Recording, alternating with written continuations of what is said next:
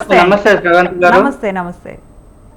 ప్రేక్షకులకి, స్వతంత్ర టీవీ యాజమాన్యానికి, డిబేట్లో పాల్గొంటున్నటువంటి మిత్రులందరికీ కూడా హృదయపూర్వక నమస్కారాలండి. హ్మ్. ఆహ్, ఈ ఈరోజు గవర్నమెంట్ కాంగ్రెస్ అంటేనే సంక్షేమము, అభివృద్ధి 2 కళ్ళలాగా భావిస్తాం మేము. హ్మ్. అది ఎందుకంటే గత 10 సంవత్సరాలలో వ్యవస్థలన్నీ కూడా నిర్వీర్యమై, రాష్ట్రం మొత్తం కూడా అప్పుల పాలై, సంక్షేమం లేకుండా సంక్షోభంలోకి నెట్టబడ్డటువంటి చరిత్ర హ్మ్. గత ప్రభుత్వాన్ని బీఆర్ఎస్ హ్మ్. చూసినాం మనం. కాబట్టి ఇప్పుడు మా ముఖ్యమంత్రి గారు రేవంత్ రెడ్డి గారు, ఉప ముఖ్యమంత్రి బట్టి విక్రమార్క గారు సంక్షేమాన్ని దృష్టిలో పెట్టుకొని, అభివృద్ధిని దృష్టిలో పెట్టుకొని సంక్షేమ హాస్టల్లే అంటే గత ప్రభుత్వం శ్రవంతి గారు హ్మ్.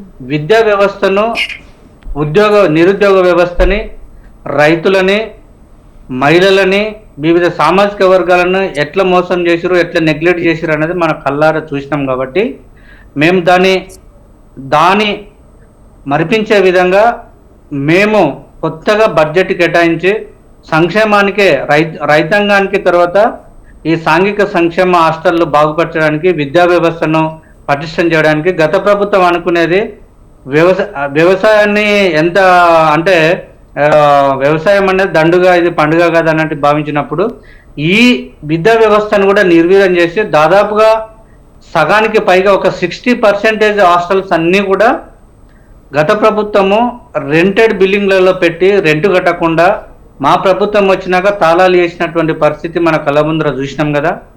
అదే నిదర్శనం. వీళ్ళు విద్యా వ్యవస్థని, సంక్షేమాన్ని ఎట్లా సంక్షోభంలోకి నెట్టబడ్డారు అనేది మనం చూసినాం. కాబట్టి మేము ఇప్పుడు చాలా స్పష్టంగా సంక్షేమ హాస్టల్లోకి, గురుకులాలకి సర్కారు అనేది ఈరోజు టైటిల్ తీసుకొని మా ముఖ్యమంత్రి గారు, ఉప ముఖ్యమంత్రి గారు, మంత్రులు, ఎమ్మెల్యేలు, కలెక్టర్లు, అధికారులు అందరూ కూడా మొత్తం కూడా ఈరోజు సంక్షేమ హాస్టల్లోకి పోయి అక్కడ ఉన్నటువంటి అవసరాలు ఎట్లా ఉన్నాయి, భోజనం ఎట్లా ఉండాలి, తరగతి గదులు ఎట్లా ఉండాలి, మా విద్యా కమిషన్ చైర్మన్ కూడా మా ఆకునూరు మురళి సార్ కూడా చాలా స్పష్టంగా హార్డ్ వర్క్ చేస్తూ ఉన్నాడు. కాబట్టి ఈ సందర్భంగా చెప్పేది ఏంటంటే శ్రవంతి గారు, మేము మెస్ ఛార్జీలు పెంచడం, తర్వాత కాస్మెటిక్స్ బిల్లులు పెంచడం, అంటే దాదాపుగా ఇంటర్మీడియట్ యావరేజ్గా ఇప్పుడు చూసుకుంటే ఇంతకుముందు 1500 మాత్రమే ఉండే. అంటే శ్రీనివాస్ గారు, మీరు మెస్ ఛార్జీలు కానీ, కాస్మెటిక్స్ బిల్స్ కానీ ఎంతవరకు పెంచారండి? అదే చెప్తున్నామండి. అంటే ఎంత పర్సెంటేజ్ ఇంక్రీజ్ చేశారు మీరు? పర్సెంటేజ్ దాదాపుగా మేము ఇప్పుడు 40% దాకా, అంటే ఇంతకుముందు 1500 ఇంటర్మీడియట్ కి, దాని ఇప్పుడు 2100 వరకు కూడా పెంచినటువంటి చరిత్ర, అంటే ఆ సంఘటన మన కళ్ళ ముందు కనబడతా ఉన్నది. అంటే నేను కూడా గతంలో కూడా రెసిడెన్షియల్ స్కూల్లో, సోషల్ వెల్ఫేర్ రెసిడెన్షియల్ స్కూల్లో అచ్చంపేటలో, మా నాగర్ కర్నూలు జిల్లాలో నేను కూడా రెసిడెన్షియల్ సొసైటీ స్టూడెంట్గా మేము కూడా అక్కడ ఉండొచ్చినటువంటి విద్యార్థులుగా అక్కడ నుండి మొదలు పెడితే యూనివర్సిటీ పిహెచ్డి దాకా, ఉస్మానియా యూనివర్సిటీ పిహెచ్డి దాకా కూడా మేము హాస్టల్లో ఉండి దాని యొక్క ఇబ్బందులు ఎట్లుంటాయి, అవసరాలు ఎట్లుంటాయి, చదువు ఏంది, దాని యొక్క అకామిడేషన్ ఎట్లుంటుంది, కాస్మెటిక్స్ బిల్లులు ఎట్లుంటాయి, మెస్ ఛార్జీలు ఎట్లుంటాయి. మేము పిహెచ్డి చేస్తున్నప్పుడు కూడా శ్రవంతి గారు, మేము పిహెచ్డి చేస్తున్నప్పుడు 2014 ఉన్నట్టే మాది 17, 18 ఆ ప్రాంతంలో మాకు అవార్డు తీసుకున్నాం. అంటే అప్పుడు గత ప్రభుత్వము మా ఉస్మానియా యూనివర్సిటీలో ఉన్నటువంటి 7 కోట్ల రూపాయల బిల్లుల్ని, మెస్ బకాయి బిల్లులని మాఫీ చేయడానికి, రిలీజ్ చేయడానికి 7 కోట్ల రూపాయలకే మేము దాదాపు 5 సంవత్సరాలు కొట్లాడినటువంటి చరిత్ర మేము చేసినాం. అది నేను అందుకే చెప్తున్నా, మేము అప్పుడు రీసెర్చ్ స్కాలర్స్ ఉన్నప్పుడు కూడా 2000 రూపాయలు, 2500 రూపాయలు మెస్ బిల్ వస్తున్నాయి మాకు నెలకి. ఇప్పుడు సోషల్ వెల్ఫేర్ రెసిడెన్షియల్ స్కూల్లో, గురుకులాల 2100 పెంచినటువంటి, అంటే ఇంటర్మీడియట్కే మేము పిహెచ్డిలో తీసుకున్నటువంటి రెమ్యునరేషన్ ఏదైతే ఉన్నదో అది ఇప్పుడు ఇంటర్మీడియట్లోనే 2100 పెంచినటువంటి చరిత్ర ఎవరికి ఉన్నదా అంటే కాంగ్రెస్ పార్టీకి ఉన్నదా అంటే శ్రీనివాస్ గారు, ఇన్ఫ్లేషన్ ఉండదా అండి? మీరు ఎలా మాట్లాడతారా? ఇన్ఫ్లేషన్ ఉంటుంది కదండి మనకి. అంటే అప్పటికి ఇప్పటికి మనం ఎలా కంపేర్ చేస్తాం? రూపాయి విలువ ఇన్ఫ్లేషన్ చూడండి రెహమాన్ గారు. నేను అదే చెప్తున్నానండి, ఇన్ఫ్లేషన్ ఉన్నది. నేను ఎందుకు చెప్తున్నానంటే గత ప్రభుత్వంలో కూడా అవసరాల రీత్యా పెంచలేదు కదా, దాన్ని అసలు నిర్వీర్యం చేసిరు కదా. విద్యా వ్యవస్థని, సంక్షేమ హాస్టళ్ళని ఎంత భ్రష్టు పట్టించిండ్రు. రెంట్ కట్టకుండా ఉన్నటువంటి సంఘటన మన కళ్ళ ముందు కనపడ్డది.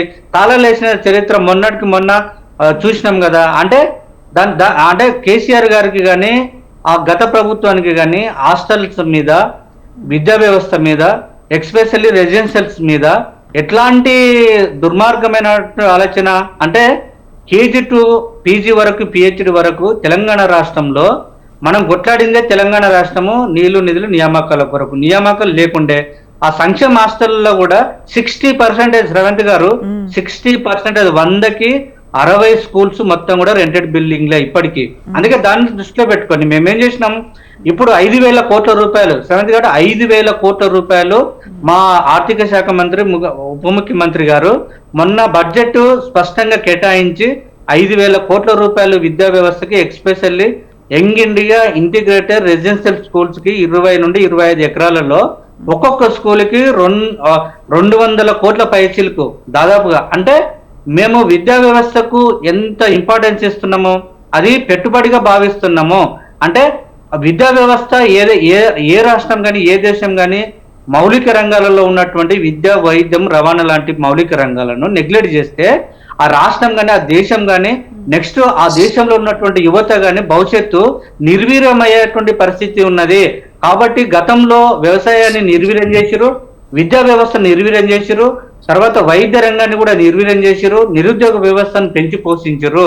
అందుకే మేము ఇప్పుడు పెట్టుబడిగా భావిస్తున్నాము ఒక భవిష్యత్తు తరాలకు, నెక్స్ట్ రాబోయేటువంటి జనరేషన్స్ విద్యా రంగం మీద ఎంత పెట్టుబడి పెడతో దాని ఫలితాలు కొద్దిగా స్లోగా వస్తుండొచ్చు కానీ అంకితాభావంతో ఒక బాధ్యతాయుతమైనటువంటి గవర్నమెంట్ నడుపుతున్నటువంటి ఒక విజనరీ లీడర్షిప్ ఎట్లుండాలి, ఒక విజనరీ, ఒక అంకితాభావంతో కలిగినటువంటి ఒక నాయకత్వం ఉంటే ఇప్పుడు మా ముఖ్యమంత్రి గారు రేవంత్ రెడ్డి గారు చాలా స్పష్టంగా చెప్పడం జరిగింది. ఈ రోజు కూడా చిలుకూరులో చాలా స్పష్టంగా జరిగింది.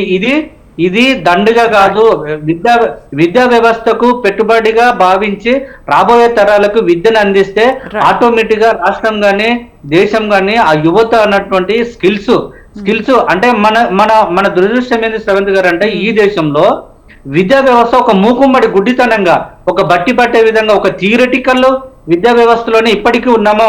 కాబట్టి మా ఎడ్యుకేషన్ చైర్మన్ గారు కూడా, మురళీ సార్ కూడా మేము చెప్పేది ఏంటంటే ప్రాక్టికల్ తో కూడుకున్నటువంటి శాస్త్రీయబద్ధమైనటువంటి ఒక ఎక్స్పెరిమెంటల్ స్టడీ చేస్తే, అందుకే ఇప్పుడు అభివృద్ధి చెందిన దేశాలలో జర్మనీ, జపాను, రష్యా లాంటివి, అమెరికా లాంటివి, లండన్ లాంటి దేశాలు ఎందుకు ఈ రోజు ముందంజలో ఉన్నాయంటే ఆ చైనా లాంటివి కూడా ప్రాక్టికల్ తో కూడుకున్నటువంటి ఎక్స్పెరిమెంటల్ ఎడ్యుకేషన్ కి ఇంపార్టెన్స్ ఇవ్వడం వలన దాని ఒక జాతీయ విధానంలో common school, common education.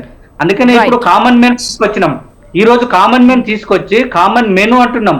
Common men అంటే ఒక వీక్ లో ఏ రోజులో ఏమేమి ఫుడ్ పెట్టాలి, వాళ్ళకి సన్న బియ్యం ఎట్లుండాలి, న్యూట్రిషన్ ఫుడ్ ఎట్లుండాలా, అసలు అక్కడ ఉన్నటువంటి చర్చిద్దాం శ్రీనివాస్ గారు.